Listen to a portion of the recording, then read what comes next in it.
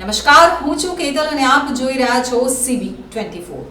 Railway સ્ટેશનના નામ હવે તિરંગા રંગના બેકગ્રાઉન્ડ કલરમાં જોવા મળશે અને એની શરૂઆત મુંબઈના બોરીવલી સ્ટેશનથી કરવામાં આવી છે. બ્રિટિશ કાળમાં રેલવે સ્ટેશનોમાં નામ યુનિયન જેકના લાલ અને બ્લુ રંગની વચ્ચે લખવામાં આવતા હતા, પરંતુ હવે તેના સ્થાને સ્ટેશનોમાં પણ તિરંગાના બેકગ્રાઉન્ડ કલરમાં રંગવાની શરૂઆત વેસ્ટર્ન રેલવેના બોરીવલી સ્ટેશનથી થઈ રહી છે. રેલવે હવે સ્ટેશનોના નામ લખવા માટેની સાઇનેજ પોલિસી ઘડી કાઢી છે અને તેનો અમલ બોરીવલી સ્ટેશનથી થયો છે. રેલવે બોર્ડ અને કેન્દ્ર સરકાર દ્વારા 15 મે અને ત્યારબાદ 20 જૂનના રોજ બહાર પાડેલા પરિપત્રમાં તમામ રેલવે સ્ટેશનના નામ તિરંગાના રંગમાં રંગવામાં આવશે. તો રેલવે સ્ટેશનોના નામ તિરંગાના બેકગ્રાઉન્ડ કલરમાં રંગવાની શરૂઆત કરવામાં આવી છે. તો મુંબઈના બોરીવલી સ્ટેશનથી નામ લખવાની શરૂઆત કરવામાં આવી છે.